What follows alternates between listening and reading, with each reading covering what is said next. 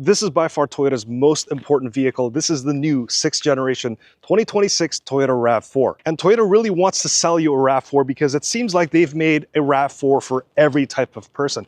There's one for the sporty, outdoorsy type, there's one for the car enthusiast, and there's the one type for everyone else. And the big change with the 6th generation RAV4 is that they've completely gone electrified, so either a hybrid or a plug-in hybrid model. No more gasoline-only version. And they made that decision because according to the 2024 model year distribution, about 53% of all RAV4 sold were the hybrid types. So by going 100% electrified, they are focusing on reducing their overall carbon footprint. So that's their first design tenet for these RAV4s. The second one is diversification. So they really wanted to appeal to a broad group of people. So they've introduced 3 unique looks to the RAV4. This one is the core. So most of the RAV4s are going to look somewhat like this. And then for that sporty outdoorsy type, you have the Woodland. And then for the car enthusiast, you have the GR Sport, which kind of looks like a GR Corolla. And the RAV4 GR Sport is going to be the first model with the GR Sport moniker. And that's supposed to introduce the audience to the GR line of vehicles, like the GR Corolla, the GR86, and the GR Supra. And it's important to note that the GR Sport isn't merely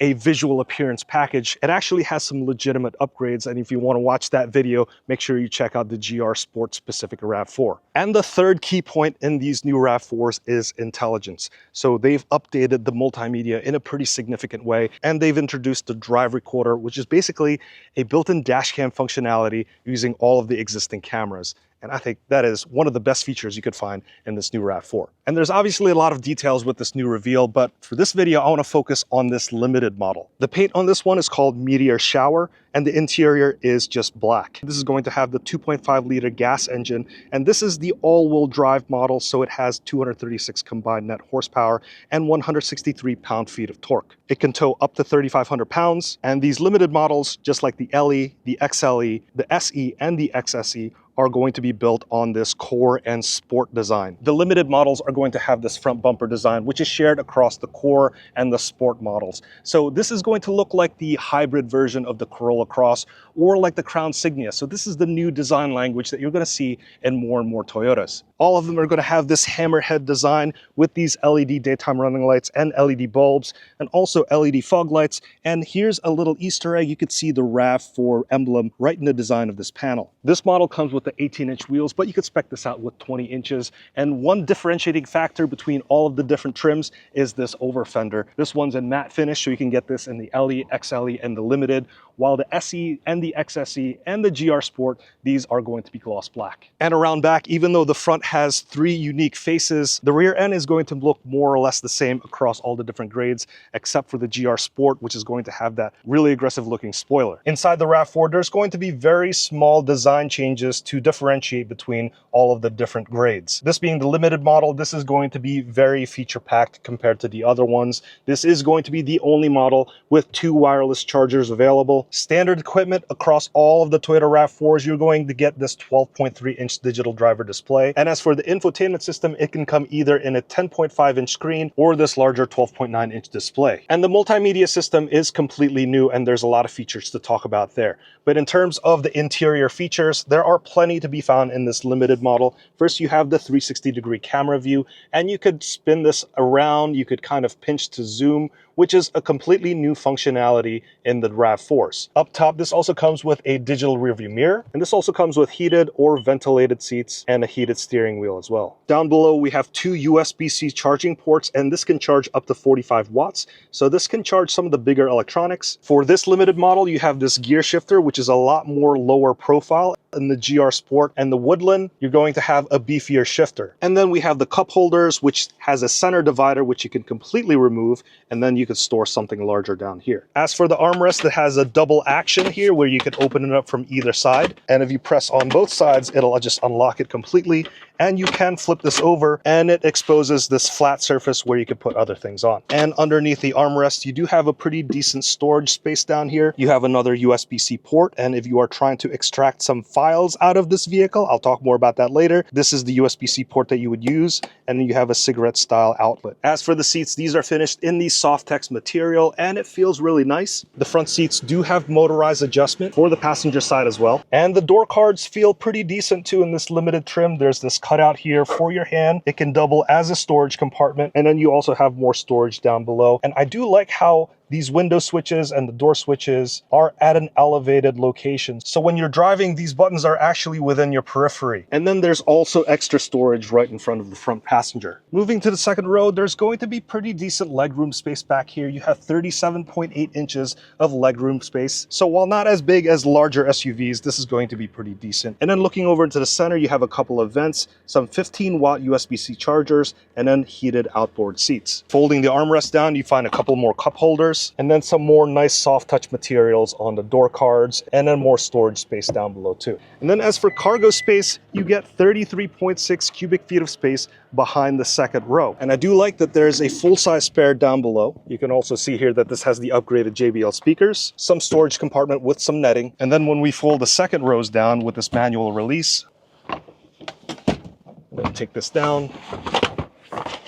That 33.6 cubic feet of storage behind the second row, this grows to 63 cubic feet of space behind the first row. Now, before I go into the driving experience, let's talk about this new multimedia system, because there's a lot of features, a lot of new features in this vehicle that I think is going to be worth talking about. I did like the previous Toyota multimedia system because it was much more modern than what it was before, but there were still some problems with it. For example, it didn't really utilize the screen space as well as it could. With this new one, it's sort of caught up with the rest of the industry in that this now has widgets. So you can long press on something and then it pulls up this screen, and then you could just quickly change where these important features will sit. Now, it seems like the widgets are only limited to navigation, weather, vehicle, phone, and media. Just like the previous multimedia system, you have the quick shortcuts on the left-hand side. So you have your home screen here, your navigation, media, your phone, and then your general settings. And then up top, you have this quick control menu system where you could change the brightness of it all, also change into night and day modes. You could call roadside assistance. You could just turn off the screen. The one new feature in this multimedia system, and I think it's the best feature you could find in these new RAV4s, are the drive recorder system. So this is basically a built-in dash cam, so it will utilize the existing cameras, and this is going to be standard across all Toyota RAV4s. These new Toyotas with the Toyota Safety Sense 3.0, and this one has Toyota Safety Sense 4.0, it's going to have a front camera and a rear camera standard. This being the limited, it also has the cameras mounted on the side view mirrors, so it gives you that 360-degree coverage. So with this drive recorder, it's going to continuously record everything around you when the car is on, and you can manually record specific instances by pressing on the record button. So this is going to save a 20-second clip, so 10 seconds before and 10 seconds after, and it will also record any triggered events. So if you are in a fender bender, or maybe there's sudden turns or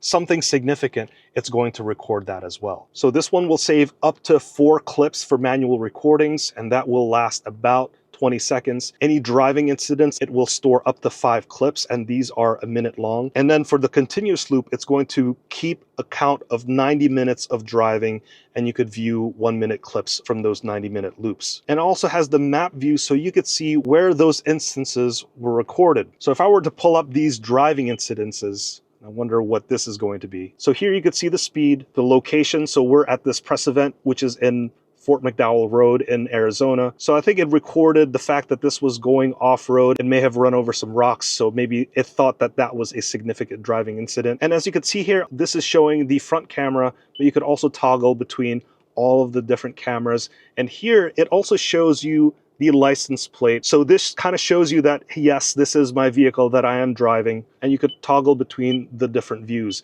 And if you want to download this, these are in MP4 format, and this is where you have to go down here and use this USB-C port. And this will act just as an external drive, so you could just extract these files. And one more noteworthy feature of this new multimedia setup is the EV domain. So this is the hybrid model, so it's not going to have that feature, but for models with the plug-in hybrid system, it's going to have an extra screen where it will show you where the charging stations are, what the progress of the charging is. You have access to features like the charge scheduling, the charging limits, and you could also enable or disable the external power supply. And the one problem with wireless Apple CarPlay or wireless Android Auto and its connection with electrified vehicles such as plug-in hybrid vehicles is that when you need to charge, that information isn't really shown on the native navigation system. So with this EV domain, as you select those charging stations, it will also put it into the cloud-based navigation system, complete with the range and also the best drive routes